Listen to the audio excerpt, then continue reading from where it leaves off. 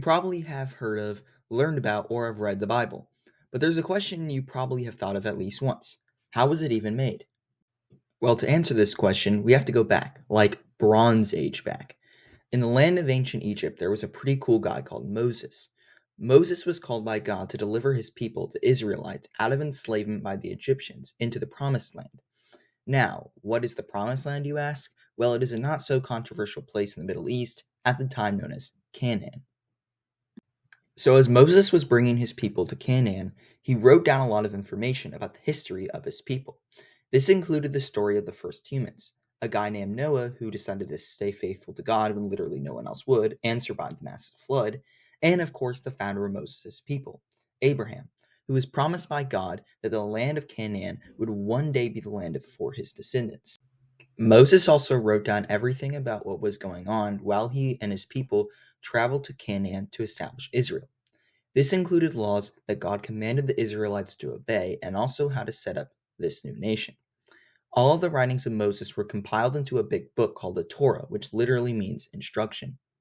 So after Moses, there were other Israelites who wrote books that helped guide the people of Israel to holiness. These books are compiled into different sections called the aforementioned Torah, the writings or wisdom, and the prophets. These books also showed how even with God giving so much stuff to the Israelites, they somehow consistently failed by worshiping false gods and other sinful acts that they did. All of these books together are known as the Tanakh in Hebrew, and for Christians, it is known as the Old Testament. Okay, so as the Israelites were writing these very important books, a lot of stuff was going on in Israel. An important thing was that the prophets were now writing about a future king who would lead Israel and the whole world. This future king was supposed to save Israel and the world from their sins, be born of a virgin, and bring the law of God all around the earth. Well, fast forward a few hundred years, and this guy named Jesus is going around Judea, it's not called Israel anymore because of the Romans, and saying that he's the king. This was pretty crazy stuff, but Jesus proved himself by doing miracles and raising people from the dead. Now, while Jesus was doing this stuff, a lot of his followers were writing down what he said so they could show the world about this new king. This new king, Jesus, was eventually imprisoned by the Romans because jealous Jewish people called the Pharisees convinced the people of Jerusalem, the capital city of Judea, that Jesus was a fraud and deserved death. Jesus was sentenced to death by crucifixion, which was one of the worst ways of death in ancient times.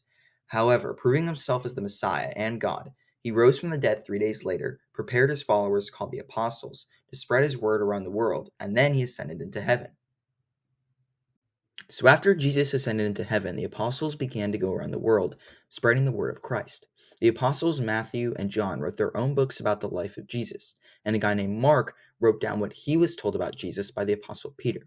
And another guy named Luke wrote down what he was told about the life of Jesus by a guy named Apostle Paul. This guy called Apostle Paul was pretty important when it comes to the creation of the Bible. Paul was first known as Saul of Tarsus, and he persecuted Christians as he thought they were heretics who were against God. But then Jesus appeared to Saul at Damascus Road, and boom, he changed his mind and he changed his name. He went around Europe and Africa talking about Jesus and wrote letters to different churches around the world to help them be more like what Christ wanted. And eventually, the apostles officially made him an apostle and told him about the life of Christ.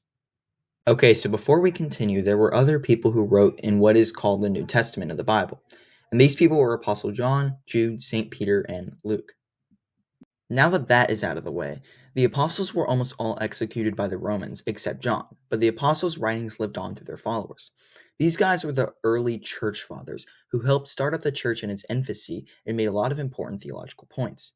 As the church fathers were deciding what the church structure would be based off what Christ said, of course, and seeing what Christ meant by what he said, another important issue came along. What even is the Bible?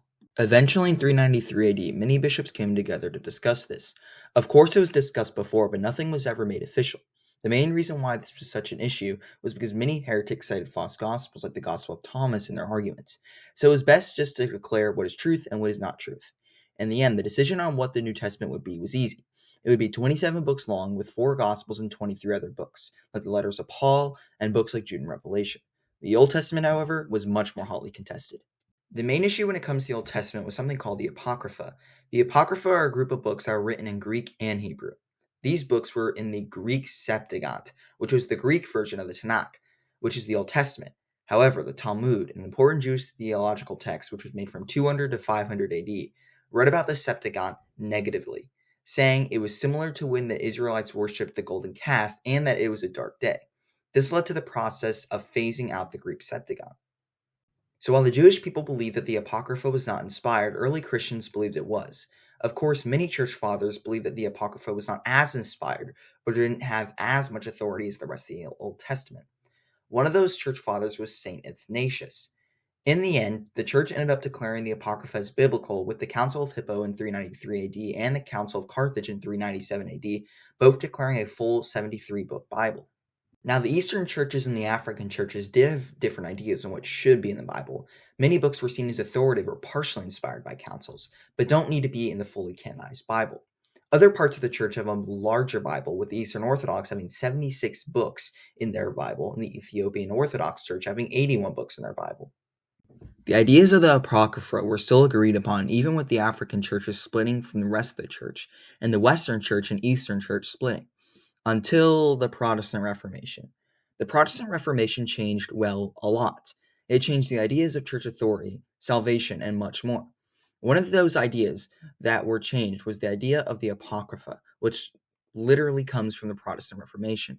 Martin Luther, no, not that one, good, was not very impressed with the extra books of the Old Testament that he called the Apocrypha. He didn't remove them from the Bible, he just lessened their authority on Protestant Christians. So most Protestants still have the Apocrypha in their Bibles until 1826, when the British decided to stop printing the Apocrypha to save costs.